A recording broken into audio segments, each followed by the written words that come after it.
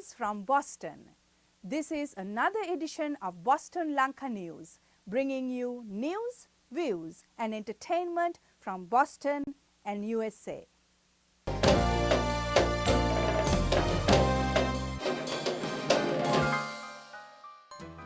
People in Sri Lanka have spoken in Sri Lankan elections. Reactions from Sri Lanka and Boston. මේ ජයග්‍රහණය ජනතාවගේ ජයග්‍රහණය. අපිට ඒක හොඳටම පැහැදිලි වෙලා තිබුණා. මේ ජයග්‍රහණයට සම්බන්ධ වූ සියලු ජනතා කොටස්. නමුත් මේ ජයග්‍රහණය අද සිට මම ප්‍රජාතන්ත්‍රවාදී අද සිට මම ඡන්දේ දුන් ඡන්දේ නුදුන් සියලු දෙනාගේම ජනාධිපතිවරයා. Sri Lankans have given him the opportunity that other presidents did not have for last 30 years. So he has a big responsibility and I have faith that he will accomplish that. We are with him. I wish him success. US's policy shift in Sri Lanka. Actress Anne Hathaway becomes the 2010 Hasty Pudding recipient. Sri Lankan President Mahinda Rajapaksa has won a second term, defeating former Army Chief General Sarath Fonseca with a 57.9% of the popular vote. Elections Commissioner Dayananda Disanayake confirmed that President Rajapaksa had received 6 million votes, 1.84 million more than his main rival General Fonseca. Boston Lanka asked Mrs. Chandra Bogamua, a long-time resident in Boston area, to share her expectations for Sri Lanka. I think he should improve the economy and continue what he did in his first term to ensure security of Sri Lankans.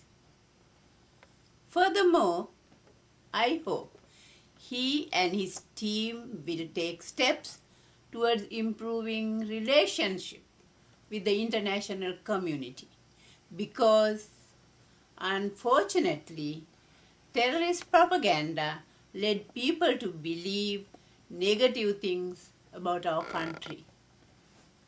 Malinda Seneviratne, a prominent journalist and a regular contributor to Island newspaper and Daily News, spoke to Boston Lanka about what does this popular mandate means for Mahinda Rajapaksa in his second term. If he has been listening to what the people have been saying, charges of corruption, nepotism, issues of good governance, things like accountability, transparency and so on, he could take this as a signal. The thing is, he has increased his margin, so he can also think, well, I have been endorsed. What I have been doing has been endorsed. Earlier I got 50.0 something percent of the vote. This time I got close to 60. So why should I not continue to be like this? So what he really wants to do, because he's also a lame duck president. He's not going to get a third term.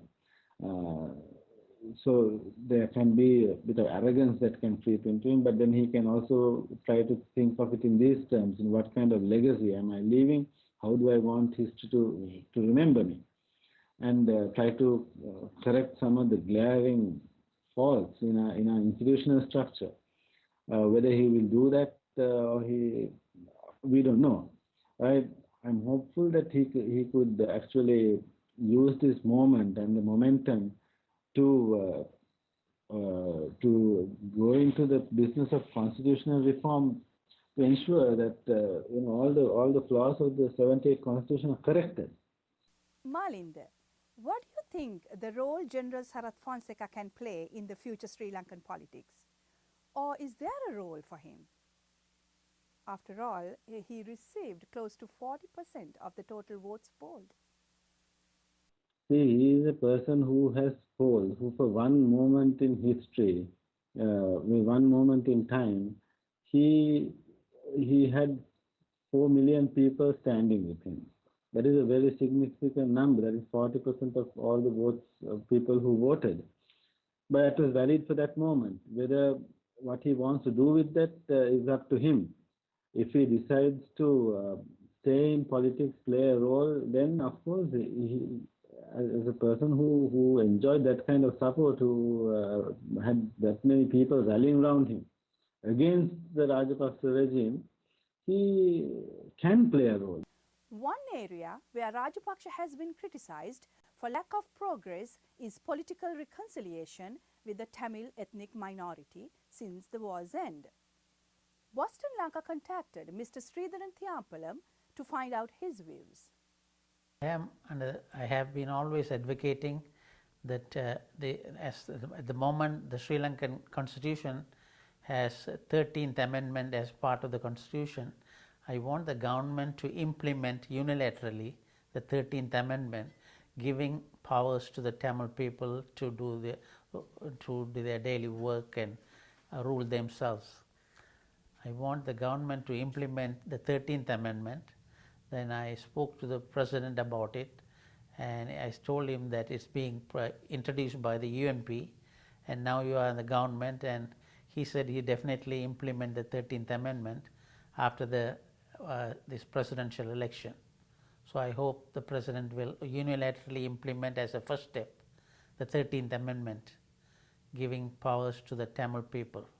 Soon after the conclusion of the fighting in Sri Lanka, the US policymakers were very critical of the Sri Lankan government's prosecution of the war in its final stages. In October 2009, the US State Department submitted a report to Congress titled Incidents During the Recent Conflict in Sri Lanka that raised the possibility of a war crimes probe on the country's leaders.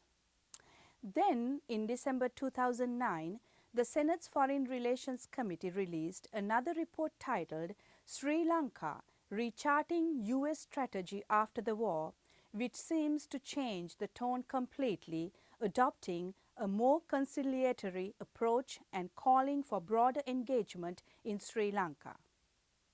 Boston Lanka asked Rue Freeman, who had recently spoken at a State Department gathering, to share her views on this shift of the US foreign policy on Sri Lanka and the role of the Assistant Secretary of State, Robert Blake, in the Obama administration that seemed to have had a sudden epiphany in their policy towards Sri Lanka. I think Robert Blake was seen as someone who went beyond the ambit of his position by many in Sri Lanka. If he was indeed an activist kind of diplomat, then he would have been sent there with a specific mission. I don't know what value the US Department places specifically on his opinion now, but I do think that anybody who has actually lived in a country for an extended period understands its complexities in a way that those who simply read about it or parachute in for a quick 3-inch article in the newspaper ever could. I find that when I met with Robert Blake at the State Department, I find that Robert Blake, the Assistant Secretary, is a thoughtful and intelligent human being, and I feel very strongly that his assistance in creating space for our multi-ethnic diaspora discussions here in the US will be extremely beneficial, and he is frankly a better use of the State Department's resources. And he has indeed said that this is an area that the State Department has not done enough in, and he would be happy to support us in these efforts. Award-winning actress Anne Hathaway came to Cambridge, Massachusetts to be honored as the Woman of the Year by the Hasty Pudding Theatricals at Harvard University.